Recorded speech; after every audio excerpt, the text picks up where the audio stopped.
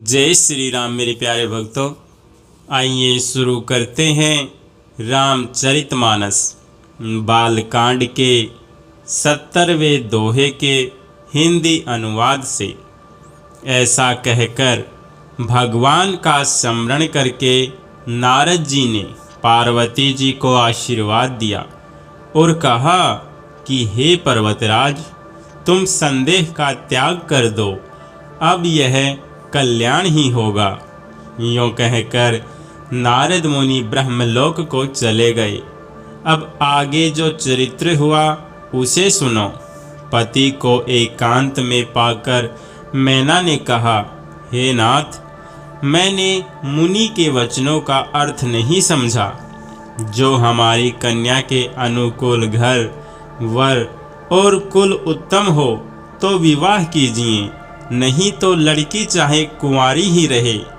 मैं अयोग्य वर के साथ उसका विवाह नहीं करना चाहती, क्योंकि हे स्वामिन, पार्वती मुझको प्राणों के समान प्यारी है। यदि पार्वती के योग्य वर न मिला तो सब लोग कहेंगे कि पर्वत स्वभाव से ही मूर्ख होते हैं। हे स्वामी, इस बात को विचार कर ही विवाह कीजिएगा, जिसमें फिर पीछे हृदय में संताप न हो। इस प्रकार कहकर मैना पति के चरणों पर मस्तक रखकर गिर पड़ी। तब हिमवान ने प्रेम से कहा, चाहे चंद्रमा में अग्नि प्रकट हो जाए, पर नारद जी के वचन झूठे नहीं हो सकते। हे प्रिय, सब सोच छोड़कर श्री भगवान का स्मरण करो। जिन्होंने पार्वती को रचा है वे ही कल्याण करेंगे। अब यदि तुम्हें कन्या पर प्रेम है तो जाकर उसे यह शिक्षा दो कि वह ऐसा तप करे जिससे शिवजी मिल जाएं। दूसरे उपाय से यह कलेश नहीं मिटेगा। नारद जी के वचन रहस्य से युक्त और सकारण हैं, और शिवजी समस्त सुंदर गुणों के भंडार हैं। यह विचार कर तुम संदेह को छोड़ दो। शिवजी सभी तरह से निष्कलंक हैं। पति के वचन सुन मन में प्रसन्न होकर मैना उठकर तुरंत पार्वती के पास गई। पार्वती को देखकर उनकी आंखों में आंसू भर आए। उसे स्नेह के साथ गोद में बैठा लिया, फिर बार बार उसे हृदय से लगाने लगी। प्रेम से मैना का गला भराया। कुछ कहा नहीं जाता। जगजननी भवानी जी तो सर्वज्ञ ठहरी। माता के मन की दशा को जानकर वे माता को सुख देने वाली कोमल वाणी से बोली, माँ सुन, मैं तुम्हें सुनाती हूँ। मैंने ऐसा स्वप्न देखा है कि मुझे एक सुंदर गौरवर्ण श्रेष्ठ ब्राह्मण ने ऐसा उपदेश दिया है। हे पार्वती, नारद जी ने जो कहा है उसे सत्य समझकर तू जाकर तप कर।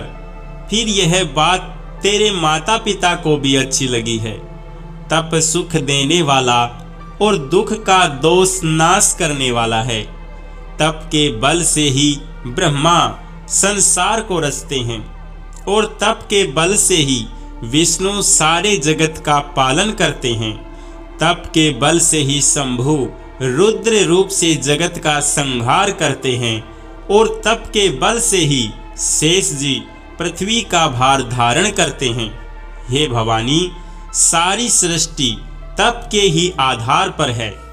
ऐसा जी में जानकर तू जाकर तप कर। यह बात सुनकर माता को बड़ा अचरज हुआ, और उसने हिमवान को बुलाकर वह स्वप्न सुनाया।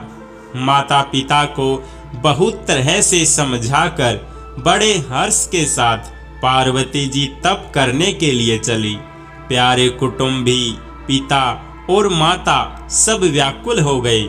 इसी के मुंह से बात नहीं निकलती। तब वेदशिरा मुनि ने आकर सबको समझाकर कहा। पार्वती जी की महिमा सुनकर सबको समाधान हो गया। प्राणपति शिवजी के चरणों को हृदय में धारण करके पार्वती जी वन में जाकर तप करने लगी। पार्वती जी का अत्यंत सुकुमार शरीर तप के योग्य नहीं था, तो भी पति के चरणों का स्मरण करके उन्होंने सब भोगों को तज दिया। स्वामी के चरणों में नित्य नया अनुराग उत्पन्न होने लगा और तप में ऐसा मन लगा कि शरीर को सारी सुध बिसर गई। 1000 वर्ष तक उन्होंने मूल और फल खाए, फिर 100 वर्ष साग खाकर बिताए। कुछ दिन जल और वायु का भोजन किया और फिर कुछ दिन कठोर उपवास किए। जो बेलपत्र सूखकर पृथ्वी पर गिरते थे 3000 वर्ष तक उन्हीं को खाया, फिर सूखे पर्ण पत्ते भी छोड़ दिए। तभी पार्वती का नाम अपर्णा हुआ। तब से उमा का शरीर क्षीण देखकर आकाश से गंभीर ब्रह्मवाणी हुई, हे पर्वतराज की कुमारी, सुन, तेरा मनोरथ सफल हुआ। तू अब सारे असंख्य कलेशों को यानी कठिन तपों को त्याग दे। अब तुझे शिवजी मिलेंगे। हे भवानी, धीर मुनि और ज्ञानी बहुत हुए हैं, पर ऐसा कठोर तप किसी ने नहीं किया। अब तुम इस श्रेष्ठ ब्रह्मा की वाणी को सदा सत्य और निरंतर पवित्र जानकर अपने हृदय में धारण कर। जब तेरे पिता बुलाने को आवें, तब हट छोड़कर घर चली जाना, और जब तुम्हें सप्तऋषि मिलें, तब इस वाणी को ठीक समझना। इस प्रकार आकाश से कही हुई ब्रह्मा की वाणी को सुनते ही पार्वती जी प्रसन्न हो गई और हर्ष के मारे उनका शरीर पुलकित हो गया। याज्ञवल्क्य जी भरद्वाज जी से बोले कि मैंने पार्वती का सुंदर चरित्र सुनाया, अब शिव जी का सुहावना चरित्र सुनो। जब से सती ने जाकर शरीर त्याग किया, तब से शिव जी के मन में वैराग्य हो गया।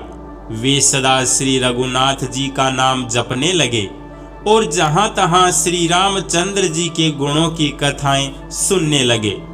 चितानंद सुख के धाम, मोह मद और काम से रहित शिव जी संपूर्ण लोकों को आनंद देने वाले भगवान श्री हरि को हृदय में धारण कर भगवान के ध्यान में मस्त हुए पृथ्वी पर विचरने लगे। राम सिया राम जय जय राम, राम सिया राम जय जय राम।